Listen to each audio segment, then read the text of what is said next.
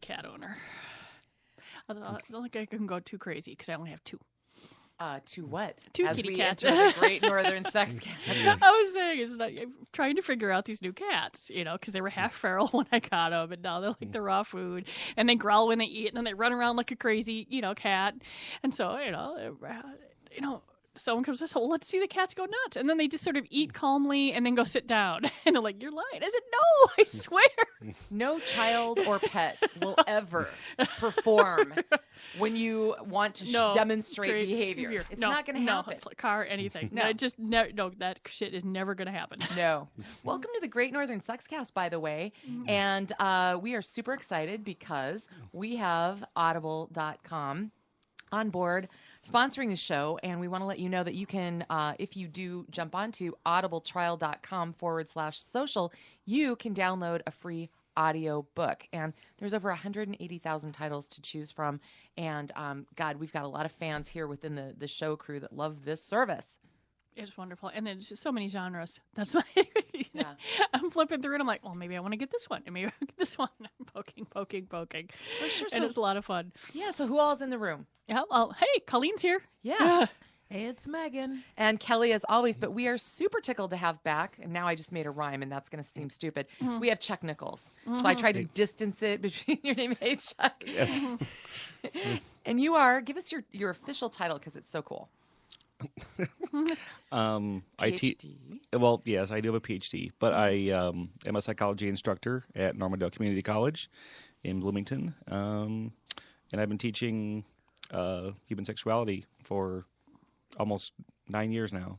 Wow. So, and we had you on a few months ago, and you are definitely worthy of being a repeat guest. We were so excited to, and I think we need to just check in with you periodically. But can you kind of just give the background of how you ended up with this piece of the curriculum there? Well, it's taught by different departments at different colleges, but at Normandale, it's taught in the psych department. Sociology has kind of a version of it called Love, Sex, and Family that's a little bit different in its focus. But sexuality is something I had always been interested in and had incorporated into the other courses I taught where appropriate. And so I kind of lobbied to, at some point, teach the course at Normandale. And they gave me the opportunity about 9 years ago, and wow. I fell in love with teaching it, and none of my colleagues have really been eager to to jump into that arena. So I'm happy to kind of have that as kind of one of my, niches there at the college. So they don't want to wade into the embarrassing questions or the political aspects or the fact that about every 10 seconds the course changes with popular culture. Well, probably a combination of all those things, but. Yeah, there are some of my colleagues that say that they would turn red if they were talking about sex in front of a group of students. So, whereas it's always been very comfortable for me. And so, what do you suppose the difference is in, say, your person, since you are a psychology guy, in your personality or makeup that makes it you fine with it and others not? Oh, geez. I don't. It's a whole different psych course? No. Yeah, well, my training is in personality psychology, which is all about individual differences and variation. And that's really a key part of the course as well, is that variability is the norm, and so it kind of makes averages kind of meaningless in some ways. Because of how diverse everyone is sexually, and there's so much diversity.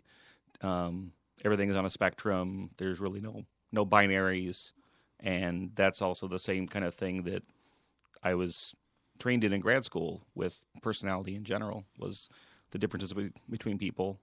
So it kind of, I think, fits that way. I kind of see like sexual orientation as being part of personality. And certainly, yeah. I mean, because really, I have read several things where they say that, the concept of average or normal is incredibly damaging. Because if you average everything out, that means no one really does this. Yeah. Yeah. Yeah. I mean, it's kind of like the color beige. I think you may have. I just disappeared, didn't Yeah, I? Okay, yeah. let's try me. Can you guys hear me now? No, you're gone. Oh, okay, So that's see what's going weird. on. Okay, there we go. And then you're Yeah. back. That Weird. is so weird, guys. Okay. All right. Okay. Well, we'll just keep working on this. So anyway, yeah, I think that what you just stumbled in, there's a PhD candidate from the University of Minnesota that was quoted in an article that we discussed last week on the show. And now that you're in the House and you know, obviously you defended, you have the letters now and everything else. It's kind of interesting. She's got a website. She's got all this media stuff that she's doing. She was just flown out to California to speak on something. Does it almost seem like in today's world or the way academia works now that these PhD candidates almost have to become celebrities in their field, so to speak, and promote themselves in addition to doing the work? I think it depends upon what area Okay. that you're specializing in. Okay. I mean, for me, you know, it wasn't that long ago because I started at Normandale the semester after I got my PhD in December of 2004 is when I graduated, and I pretty much kept my head down in grad school. Kind of got lost in teaching, so I was in grad school for really far too long. But because I started teaching my own classes about halfway through, and it became easy to pour all my effort into that as opposed to the hoops I had to jump through in order to finish. But that also told me that, you know, when I was done, I knew what I wanted to do. I wanted to end up at a teaching focused institution. So yeah, I just see them out there, and I see them occasionally on LinkedIn because I reached out to her. She's going to be a guest on the show coming up down the way. But all of a sudden, you know how you get when you go into social media stuff, whatever.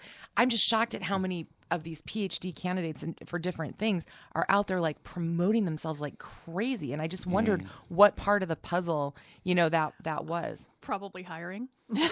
yeah. Well, I know, but Yeah, because there's been a lot of stuff where you're in academia and stuff like that where it's about bringing in research dollars versus maybe versus what might bring in the money versus what might actually be the most necessary to study or figure out. You know, just like any other. I mean, you know, you're working at 3M, the same thing's going to happen. You've got your new innovation, but they probably want a sure thing more so. And I can't imagine there's too many industries that doesn't happen to. Whether it should be happening in education or not, I don't know. Right. Yeah. But if the onus is on them, I mean, I've had the honor of getting to do a few consulting jobs with some land grant universities across the country, and it's fascinating, really, all the work that the academics have to do to get where they are. Okay, and then they're fighting to get tenure and all this kind of stuff. But then they've got to raise money. But then they got to do the research. It's like I honestly don't know how they get it all done, and it's almost like they've got to sell themselves as a commodity to attract the dollars, but then they have to really be good at what they say that they're doing. And God, it's exhausting. Yeah. And that's a big part of why I didn't want to go into the research, side of things and work at a huge place like the U of M or a place like that. I wanted a smaller college that emphasized teaching because that's the main thing I enjoyed doing. Yeah, no, I want a teacher who wants to teach. That's who I want in front of my kid. Not the aid of the guy who's traveling to Europe to get more sponsor money. Yeah, no, I'm really excited about, the teachers my kid has this year because they really want to teach. I mean, they're working as a group together and stuff like that. And I see it in her grades. You just definitely say, it's just fascinating. And I'm just like, yay! That's great. And I had the most fun talking to, keeping it, it is my kid, so a little privacy. But, we had the conferences and we were talking to her health teacher. And before they get to every subject, whether it has to do with diet or sex or exercise or any subject in the class, because they cram everything into a semester now, she puts out a questionnaire just so she can get some idea of where everyone's starting. And there were 40 kids in that class that came from like dozens of different schools. So she's got 40 different answers. Wow. So what she thinks should take a week takes like 3 weeks. And then half the kids are bored because they know this part. And she goes, it has been a struggle to cram the stuff that she goes in, and so she feels like they barely touch the subject of what the kids shouldn't want to know, because so many kids don't know what they should know. I bet that's probably a struggle across the board at all levels. Would you say, Chuck? Oh, yeah. One semester isn't enough, really. And students are usually clamoring for a second semester, which really is outside of my reach, really.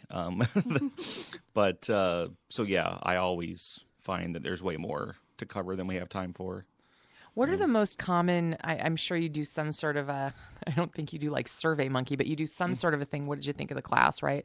What are the main things after they finished, your class, the first one, that they say that they wish they had more of, or a second, semester of?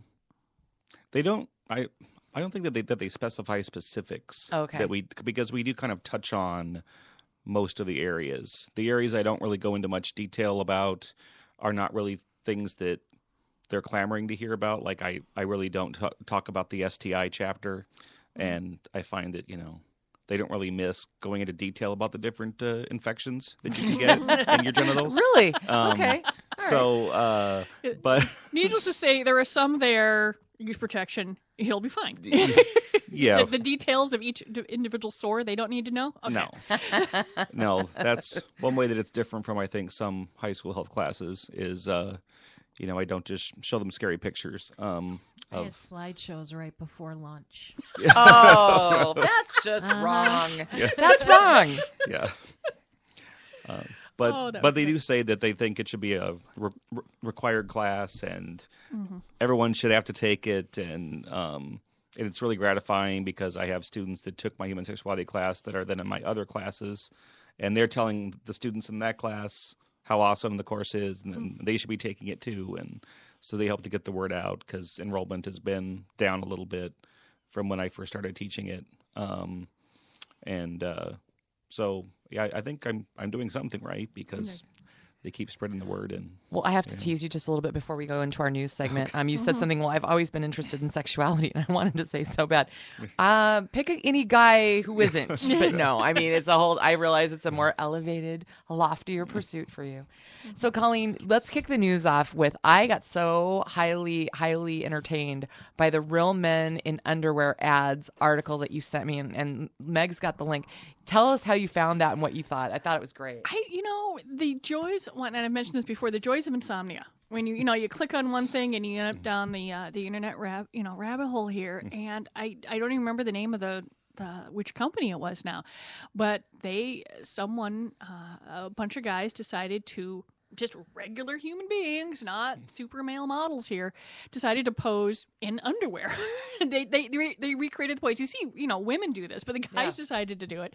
And I'm like, well, this is a better picture than this unachievable airbrushed male ideal, the same thing. Yeah. And it was done really well. And then it was like, well, we've talked about all the female image stuff and all the airbrushing. I figured that, the guys are going through the same BS when it comes to what they're supposed to look like. And these guys just looked great. They did. So it's just regular guys. And I'm like, that underwear looks comfortable. I would buy that underwear versus that underwear looks too tight on that guy, which is what I normally think when I see an underwear ad personally. I'm like, that doesn't look comfortable.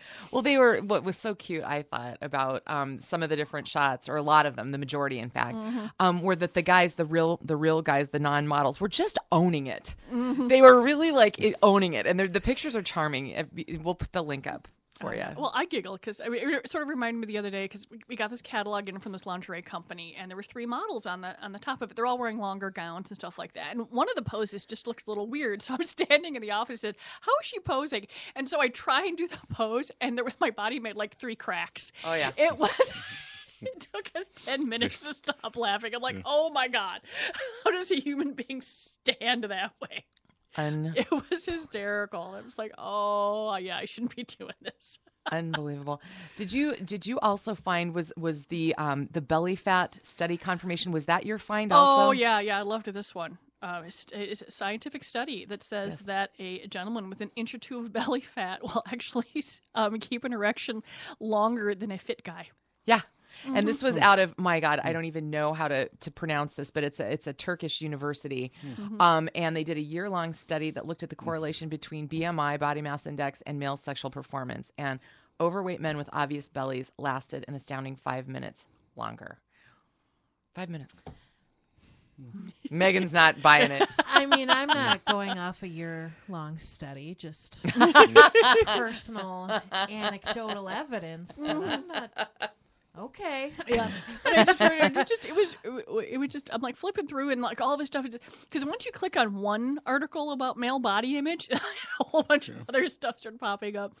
And these are the two that I think made the most sense. And I'm like, and I looked, I said, okay, so what did they do? You know, there were 4 researchers that decided they were a little overweight and they were going to do this study, or was it an actual study, you know? Yeah. And it looks like legitimate study, not the sample size of 8 people at our office, you know. They do have to, don't they have to like talk about who the sample actually is? Yeah. They have to disclose that.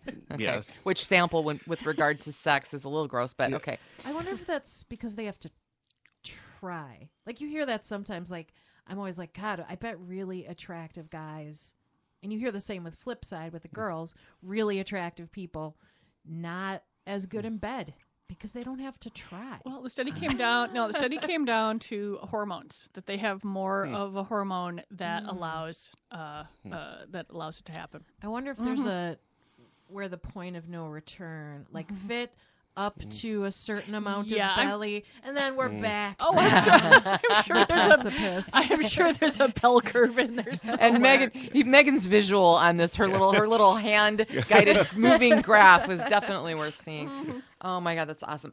Because of Colleen's insomnia, unfortunately, she does find humorous material at odd hours that sometimes gets a little bit lost in my inbox because of the times that she sends it. Here's one that you actually sent me a little while ago that I think we've got to mention because I find it hysterically funny. A sort of like a family services, whatever their equivalent of a Salvation Army or Goodwill over in England, is getting so many donations of copies of 50 Shades of Grey. Like they're inundated with it. Like so they're making forts because like they can't possibly. So the pictures of this labyrinth that they're building with these, hundreds and hundreds, possibly thousands of copies of 50 Shades of Grey that people are donating. See, now if they had just gotten 50 Shades from audible.com. Oh, yes. Wouldn't have that problem. Yes. And the director of this place that, really is trying to, get things to help families in need. She's like, please, just bring anything else. Just anything. Yeah, no, they built a fort. It was hilarious out of these books. They had hundreds and hundreds of them. And there's a picture, and we'll post it. I like building forts. Forts are good. Has that created an increase in curiosity about like bondage in general that you're noticing in classes? The whole 50 Shades of phenomenon? Oh, yeah. That's usually the last topic we cover each semester. Bondage? And, is that like the finale? Well, unusual or atypical interests. Which includes the BDSM umbrella, and they're always like really fascinated by that, and would probably love to spend a lot more time than we have on that. And I actually have some very generous students who are pretty open about their BDSM interests. And they come in and talk to my classes about what real life BDSM is in contrast to 50 Shades. Really? Yeah. I bet that makes for an interesting hour or two, huh? Oh yeah. Yeah. I solicit questions from the class beforehand anonymously and give them to the presenters, and they go through and try to answer the questions. And I have one guy who comes in with his fiance, and then I had this other former student, and they're very, very different because one is much more into kind of maybe harder core BDSM, and the couple are kind of lighter on what they're into. So it's a nice contrast, and students can see that they all are very normal otherwise and well adjusted, and You So, know, an affirmation of what's going through their brains. Am I the only human? I mean, Yeah. I am truly fascinated, and maybe this makes me weird. But my entire life, I've always let be a thought in my head, and never once did I ever said, "Am I the only person this ever happened to?" Because my brain goes, "There's 7 billion people on this planet. I can't Yeah. be the only person," and I don't know why my brain goes to the "I can't be the only person." Mm-hmm.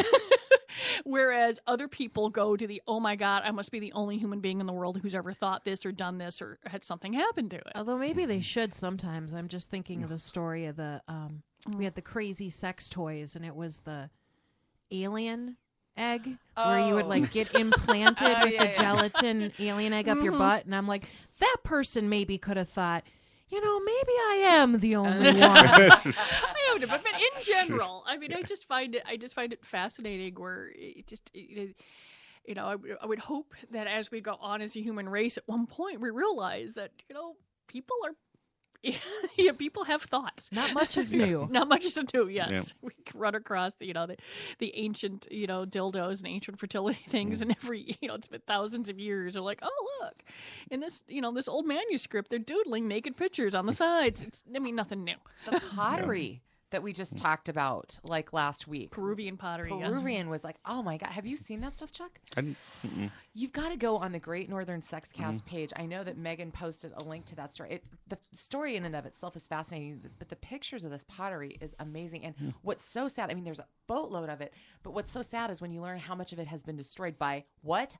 European Puritan attitudes. Missionaries, yes. Yeah, it was really sad. Hey, speaking of sad, and this harkens to another story that we've covered here on the Great Northern Sexcast, James Dean, how you guys were in the dilemma about materials that bore his name and likeness as he is accused of sexual assault. Well, one of his accusers, Amber Rain, another female adult star who won the under noticed or under something Starlet Award one year at the AVNs, she was only 31 years old, and she was a major accuser in this case, and she was found dead Sunday at the age of 31. No. Yeah, and the pictures of her, it's like unbelievable. They believe that there may have been an overdose situation, but the tox reports aren't back yet. Really sad. And her, the basis of her complaint was that Dean escalated an anal sex scene by punching her and thrusting her inside of her to where she had to go to the hospital. So those are still all pending. That hasn't been resolved yet, but hopefully it's going to make it a little bit tougher now that she passed away. But no, yeah, we haven't. I mean, that made a very big splash in several months ago, and I have to admit that I have not heard too much about it since then. We had for the most part the majority of the companies that had toys with his name on them have withdrawn most of them at this point. I don't think there's too much available left. What will probably be sold as discount or non-packaged, items or with his name off of them. I mean, once you take the penis out of the package, it's just a penis. Right. Yeah, it's right. just a dildo. I mean, you can't, you don't, if it's not like it had, you would an know. autograph. An autograph on it, God. yeah. I mean, we still have a few of his dicks floating around, but we're like, I mean, no new ones have been ordered. I'm not sure they're manufacturing. No, we're not ordering anymore. They're not even manufacturing them. So wow, you got to be careful in that. Any line of business where your name's on something, it's like you might want to just remember. Well, it's like you not doing certain things where you eat. I'm just saying. Well, and I was to clarify too, like the big thing, like we had bought these a long time ago. Yeah. So it's not like we're currently giving this guy any money. So, I do not try to find anything suitable for this show regarding Donald Trump, but it's like I can't not. Every week, there's always something that I just whatever. And this week's entry is a bunch of guys that are putting out these photos, and it's mostly Instagram has shut this down, but you can still find it all on Twitter and Snapchat. But it's making America great again, one babe at a time, and or babes for Trump, and they are booty and boob and all these like pictures. And well, if you want to check it out, Trump 2016. These are all hashtags: Trump girls, booty pics, booty, babes for Trump. Well, but every week there's something that has to do. He's in it. It's weird. Well, when you run across it, you'll probably run across the newest political blow-up dolls from Pipe Dream. We're not carrying them, but I'm pretty sure Fantasy Gifts New Jersey is. We tend to stay out of the political realm because it tends to be we like long-term products. We don't bring in a lot of trendy stuff. You know, if it's going to be good stuff. But they've made a Hillary doll, and they've made a Trump doll, and I think they even said they made it orange and a few things. But it's much easier for smaller, and it's probably available on our Fantasy Gifts MN site, but we're not going to be carrying them in the stores. But they jumped on those. Excuse me, Pipe Dream will jump on those bandwagons really fast. I'm perfectly willing to some extent to have a parody of, let's say, a pop star or something like that, because it's in the social realm. But when it comes to politicians or stuff like that, I mean, yes, they're public, but not in a slightly different way. And I'm like, honestly, I don't, sort of like, I want to have a qualified person be my president. I want to have a qualified person be my teacher. And I want to have a qualified person be like my surgeon. And I think, it's okay, and when you denigrate a little bit like that, then I think it makes people that don't, it makes good people not want to do a job like that. But what, I'm pretty sure George Clooney realizes that he makes his money acting. And although arts are important, they're not, it's still a different thing. Or, or Justin Bieber or different people where they've made silly dolls. There is a difference. I mean, I think, at least in my brain, and that's, it's in my store, so that's how it goes. You've heard the term Sausage Fest, right? Okay. But there's an actual penis festival in Kawasaki, Japan, and it happened Sunday.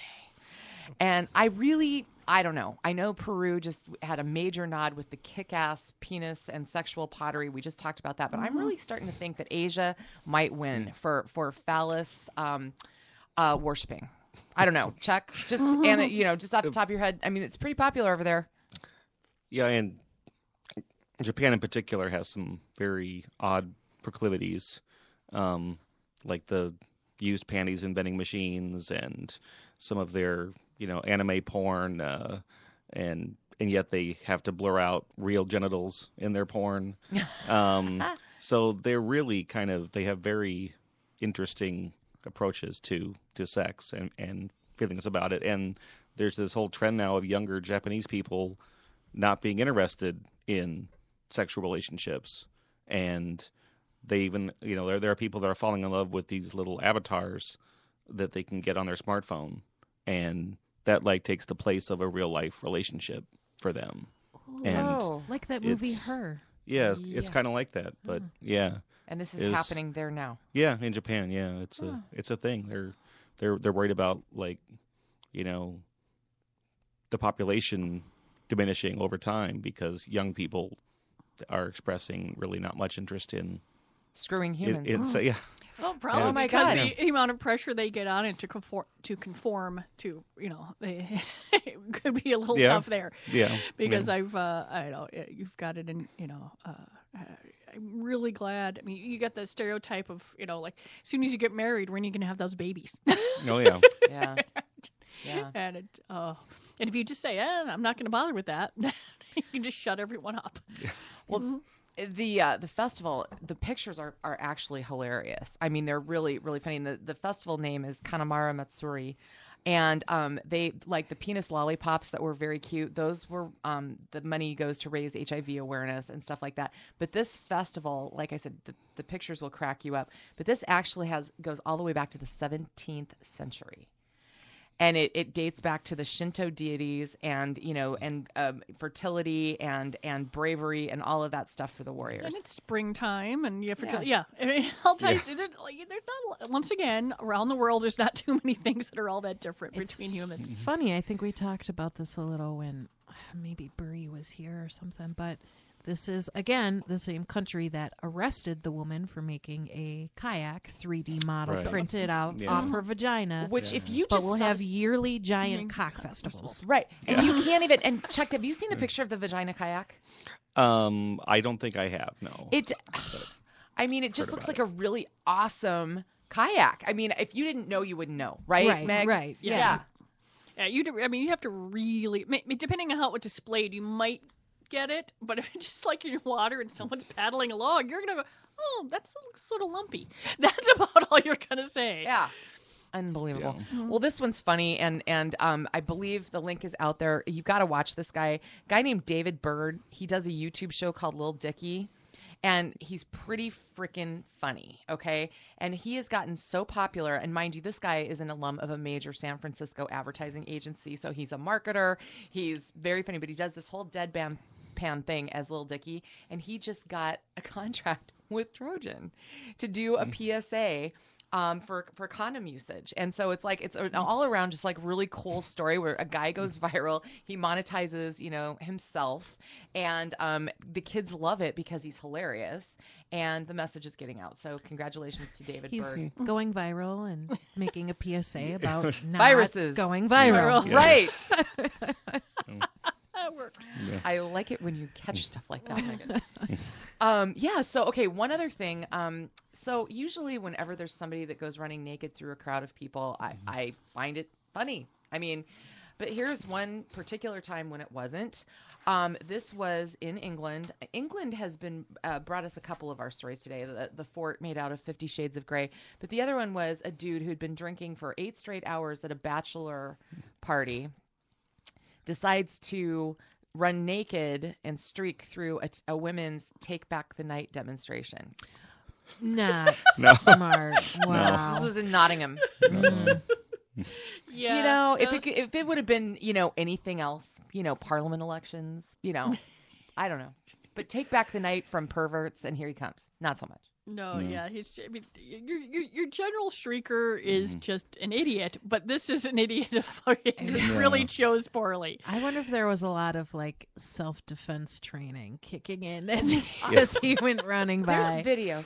And I mean, he's what do they call it when they, they kind of digitally blur. Oh, but sure. it's a video, so you're watching him and he runs, through the crowd and everybody's just looking at him like, really? Really? And I think isn't that the fun of street? It's kind of like flashing. They want to get the, Did they add the Benny Hill music to it? No. I'm sorry, but I can't. It went through, you're talking about it, and it's in my head, and now I figured I would put it in everybody else's head because it's going to be ripping through my brain. Yeah. I mean, it's really so. That was the poor taste section of today. Colleen, tell everybody about Audible before we because we're going to get into Chuck's class a little bit here. Okay. Today's podcast is brought to you by Audible.com. I love when I get my radio voice. If you go to audibletrial.com/social, you can choose from over 180,000 titles and for your iPhone, Android, Kindle, MP3 player, tons of different genres, a lot of different things to look at, and you get a free trial for a month, free book. And you can get things like Girl on the Train, the unabridged version of The Hobbit, so you can listen to it all month long. And I wonder who narrated that one. It's great. The Book Thief. There's a whole, so many titles. And we're just really excited that we have Audible as a sponsor here on the Great Northern Sexcast, because there's nothing I love more than reading. It's just spectacular, and sometimes I just can't. So if I'm listening to something and getting other stuff done at the same time, it is the ultimate multitask for me. Absolutely. So what's the link to get the free download book? audibletrial.com/social. And we'll put this link, as usual, we'll run the link up again on our site. Okay, perfect. Mm-hmm. So Chuck sent me a little blurb yesterday or today about kind of where you are in your class. So kind of set up where you are and kind of what was on your mind, because I really liked what you had to say. Oh, well, we're going to be getting into sexual orientation this week. And in fact, today in my classes, I'm going to be having something I do every semester, which is I convene a panel of former students and also faculty and staff to come in and share stories of their coming out experiences. And so I have like this roster of former students that are my go-to people for this every year, and then I try to bring in some new people, and it tends to be a highlight of the course for the classes. And the diversity is usually pretty impressive, and it reminds students that their teachers and staff at the school also have sexual orientations, which they probably don't think about all that much. But so they get to hear quite a range of stories, and I think one of the the people that choose to take human sexuality tend to be already a little bit more comfortable and open about sex and accepting. But I think one of the downsides about that is that they tend to assume that everybody's okay with gay people now, and that coming out is no big deal. And yet they hear from some of my students who didn't have great experiences, and might have gotten thrown out of the house or rejected by friends, and it kind of reminds them that even though it's 2016 and gay marriage is legal, that there's still a lot of struggles that LGBT people go through. I just heard yesterday, I just ran across one of the cable news. I keep it on in the background when I'm working. A father shot and killed his own son for being gay. And I didn't catch which state it was in, but I mean, California. Was it? Did you hear the story too? Mm-hmm. But Ghastly. there's a little bit more to it, stuff like that, because also his mother is also dead, and they're not quite sure who killed her. So I don't think they had a great family dynamic, and this to begin with. Sure. But the same thing. They just there still is an enormous amount of possible violence. Mm-hmm. There was just that couple who got the boiling water dumped on them while they were sleeping. Gay couple by a stepfather. Oh my God. Oh my God. So it's surprising because I think we're kind of in a bubble of acceptance, and knowing that stuff still happens outside of our bubble, it can be a good wake up call. Or otherwise known as North Carolina. Oh yeah. Yeah. I mean, how often does the news intrude in this part right now? Well, yeah. When I hear stuff, I usually bring it back to the class, and I also host a weekly informal kind of like a psych club kind of thing, but unofficial. And a lot of the people in there are in my human sexuality class because the forum meets right after class. So several of the students just kind of stick around, and we talk about some of these issues that are in the news. And so I brought up the transgender bathroom situation in North Carolina, and I think I read that they're trying to pass something similar in Brainerd. And so we do try to work in those current event issues when they come up. And I find that the whole trans thing is still a little tricky for them. Just keeping track of all the different trans words is challenging. So they really appreciate that part of the class too, which is, of course, gender identity, which is separate from sexual identity or sexual orientation. But, they kind of relate. And so, yeah, we've talked about how there's still a long way to go in terms of trans acceptance, because people think that, now that we have Caitlyn Jenner, it's all good for trans people, and that's not the case either. No. Yeah, and the North Carolina situation that you guys just were referring to was North Carolina's House Bill 2, which blocks cities from allowing trans people to use public restrooms that correspond with their gender identity. It has to be the one that corresponds with your birth certificate. And I did have kind of some stuff. There was one guy that they're going after the governor, and there's also stuff happening, by the way, in Georgia and Mississippi too. Really big battles over in different forms. Some of them lean a little bit more toward employment discrimination and stuff, but it all does center to around the bathroom. But one of the treats was, it's now law for me to share a restroom with your wife. It's getting really contentious out there. And I mean, how does it ever get nutty in your classroom, like where people get rankled with one another among the students? There's actually surprisingly little of that. Okay.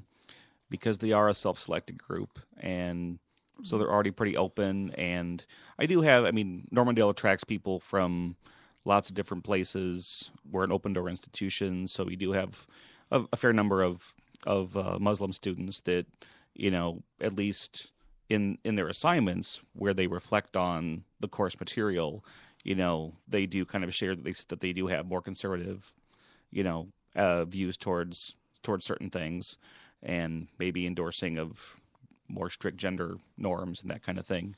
But in terms of the class discussions, people are just very respectful and accepting of different ideas and that kind of thing. So I don't really have to deal with that too much. That's good. I think that's one of the reasons folks try desperately to shut down education. Because once you sit next to someone or have someone come in and you realize that this other person in front of you is human, there might be a few labels or names and stuff, but that's a human being in front of you. Oh yeah, yeah. And really worrying about where that person is going to pee shouldn't be on the bottom of your list of concerns. It shouldn't even be on your list of concerns.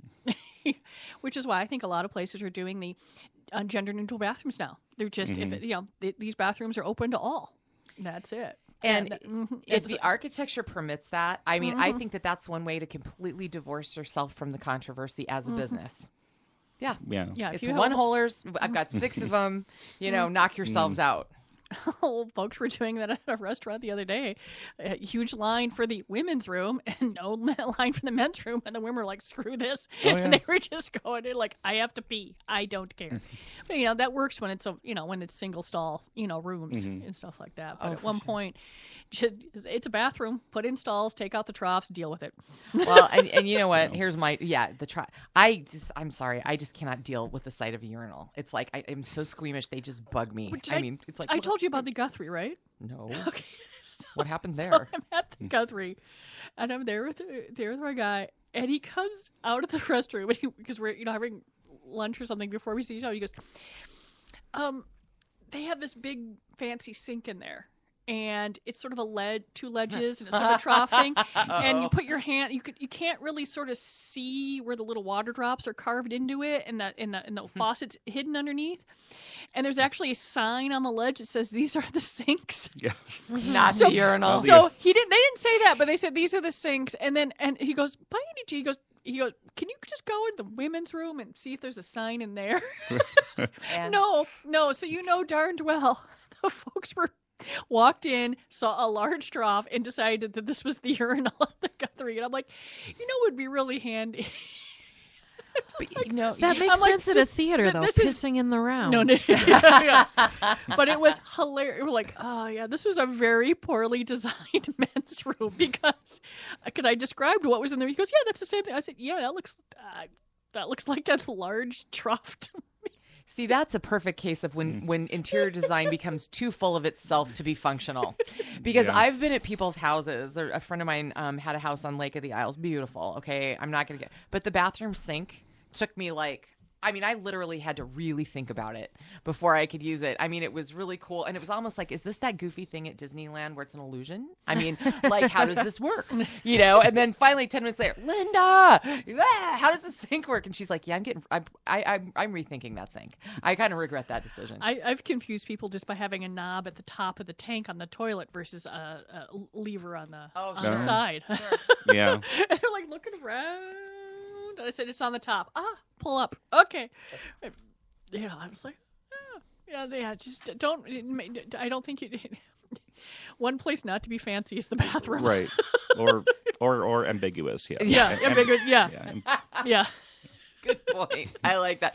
So, Chuck, really quick, here's a line from your email. It's kind of in the green there. Kind of bring up, because I was curious. I wanted you to set this up for us. Oh, yeah. So the paraphilia thing? Yeah. Tell us what that is and why you thought it was interesting. Well, so the manual that contains all the possible mental disorders that you could be diagnosed with officially that the American Psychiatric Association puts out, there's a section for sexual disorders. Okay. And one of the classifications there are paraphilic disorders. And that reflects kind of atypical sexual interests that become kind of intrusive into the person's life. Okay. And maybe to the point where they feel like it's a compulsion. So there's 8 that they officially recognize. Voyeurism, exhibitionism, sadism, masochism, frauderism. But that's the rubbing. That was 5. Yeah. Yep. Yeah. Pedophilia, 6. fetishism, and transvestism. Oh, okay. Really? Yeah, Okay, I can think of a few of them that don't need to be there. Well, I mean, right. And they did make a change in the latest edition where they make a distinction between having a paraphilia and a paraphilic disorder. Mm-hmm. And they acknowledge that one can have a paraphilia and it's not going to be causing anybody any distress or impairment. And so there's no real need to diagnose somebody with that. Mm-hmm. But if it crosses a certain line, then it becomes a paraphilic disorder. And so this researcher in Canada wondered if you sample representatively from the population, so you don't, weight it towards clinical samples, just everyday people, how much interest would people, admit to having in some of these areas. And so they got a fairly representative sample of Quebec, Quebecians, whatever the term is for people that live in Quebec. And they and they asked them about, whether they have any interest in these 8 different things, and then how strong is their interest, and whether they've ever acted on it. And if they have acted on it, how often have they acted on it?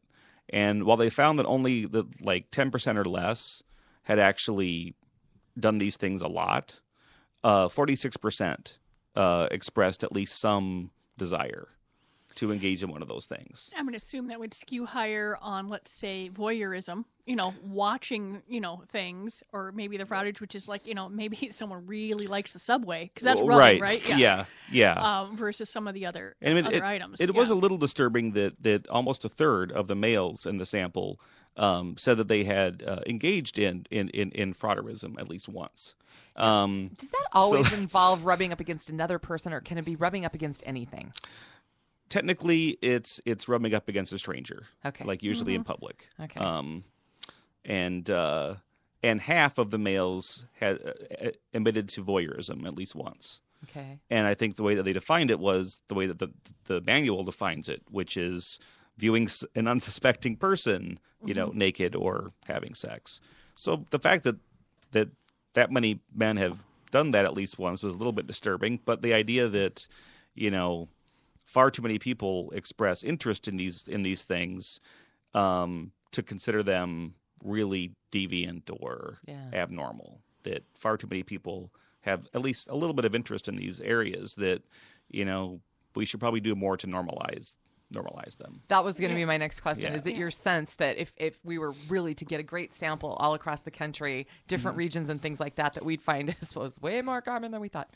Yeah, I mean, just going out to a busy dance floor would be. Oh yeah, busy. yeah. I'm like, okay.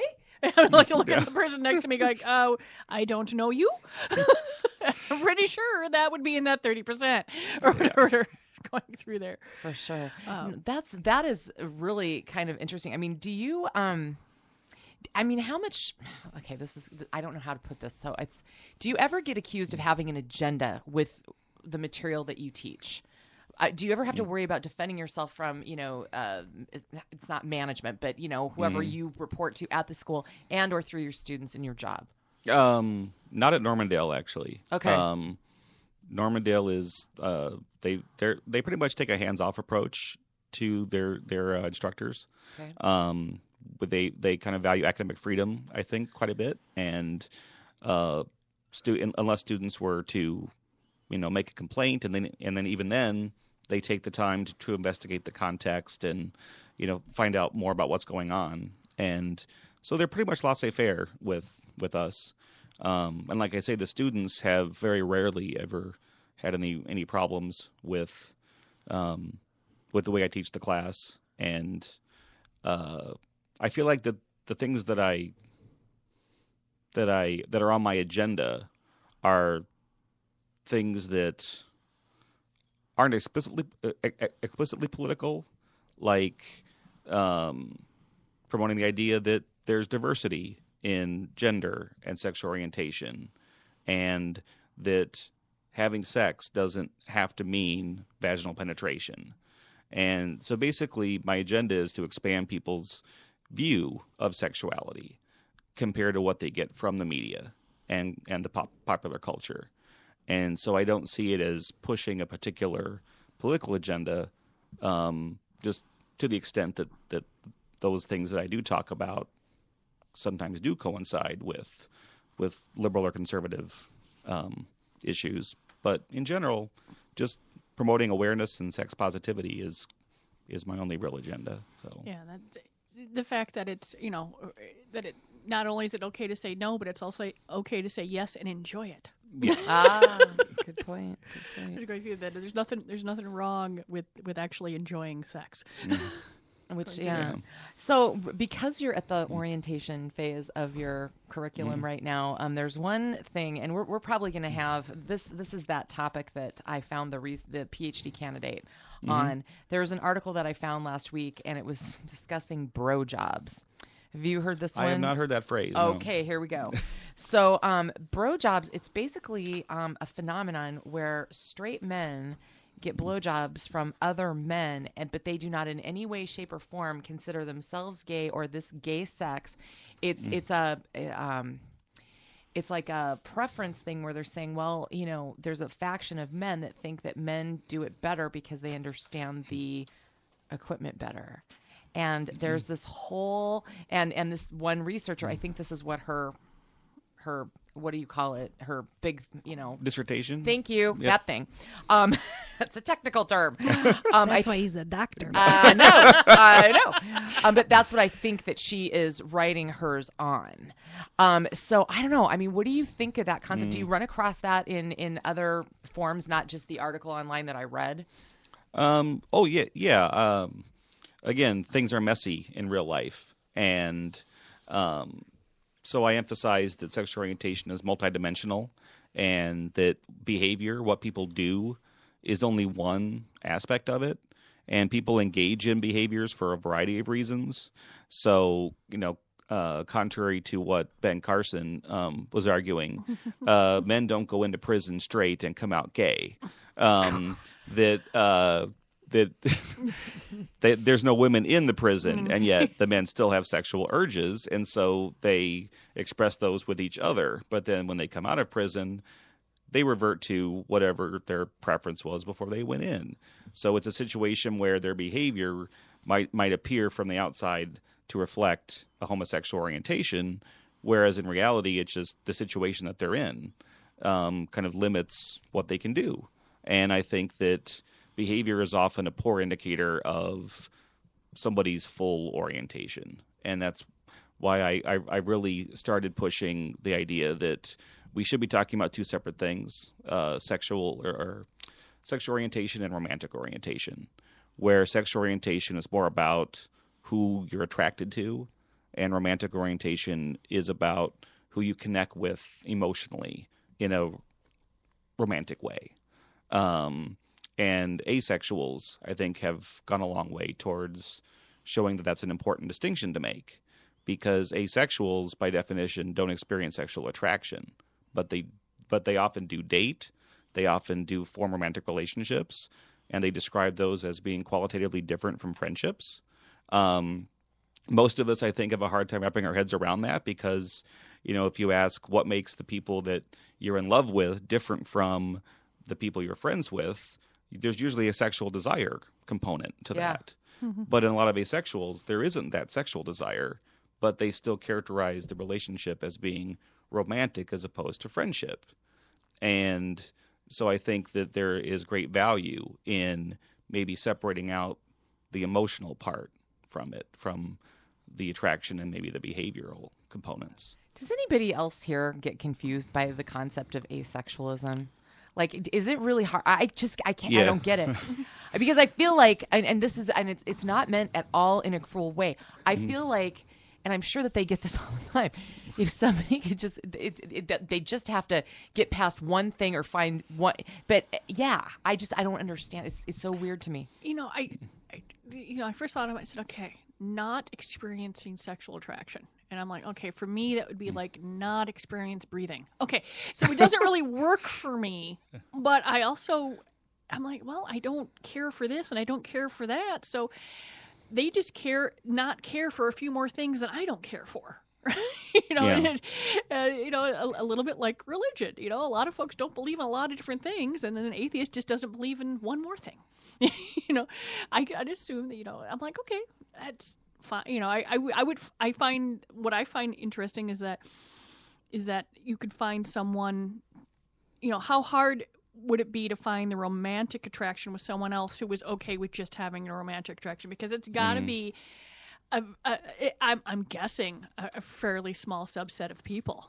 So to try and find someone who's saying, or just have sex to make the other person happy, I just can't imagine would be particularly Perhaps thrilling. there would be a lot more open relationships. Yeah. For that particular. Because they're both dead, I'll bring this example up. But I used to think she was just, they used to call her frigid, but I believe that one of my deceased aunts was asexual. I mean, she just had no interest in it whatsoever. And my uncle, of course, screwed everything that would hold still. And she didn't care because she had no interest in it. And it's like, I really do believe in her particular case that she was. I don't think that that's necessarily the case with other relationships that look like that. I think there's other stuff. But in this particular case, I think so. I don't know. And is it, how do people do they know it themselves? Do they get diagnosed? Chuck, how does that? Well, it's not a diagnosable thing. It's kind of something that they figure out, just like some people figure out that they're gay or figure out that they're straight or bi. They kind of figure out that they just, they don't see other human beings as sex objects at all. They might feel drawn to certain people, but it's more of an emotional thing.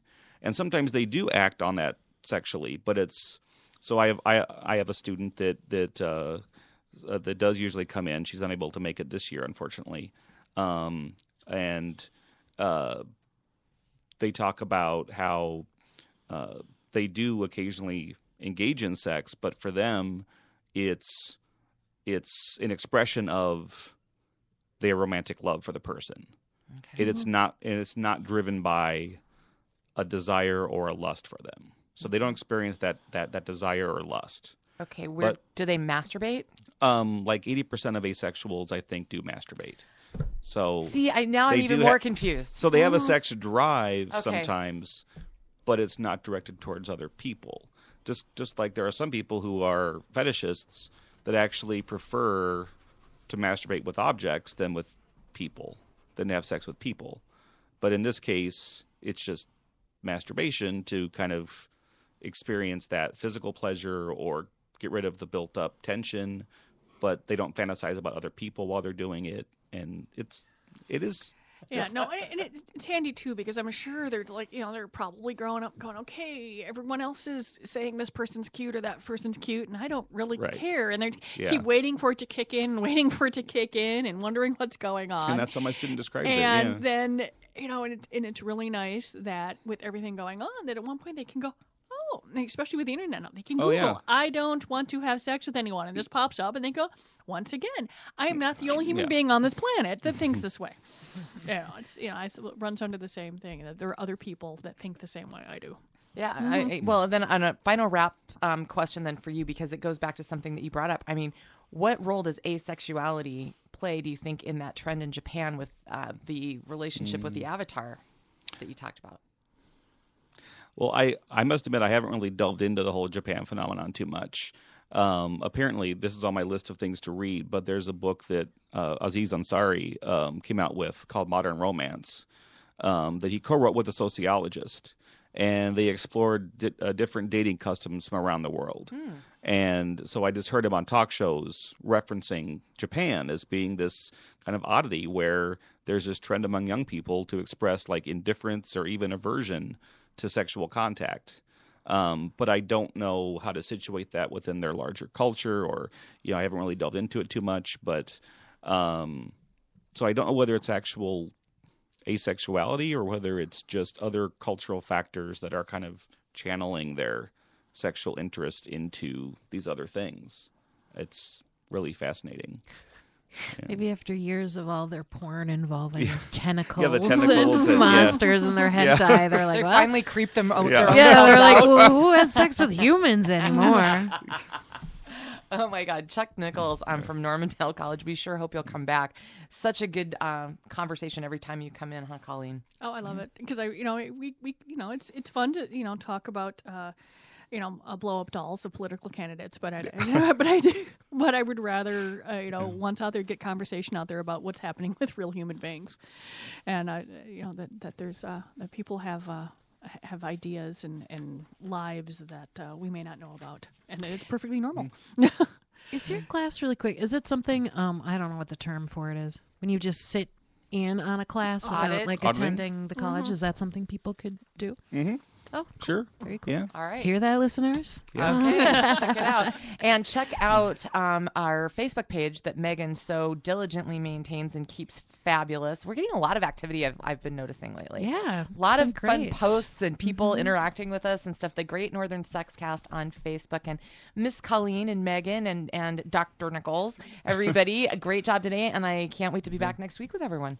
Sounds great. Bye. Yeah.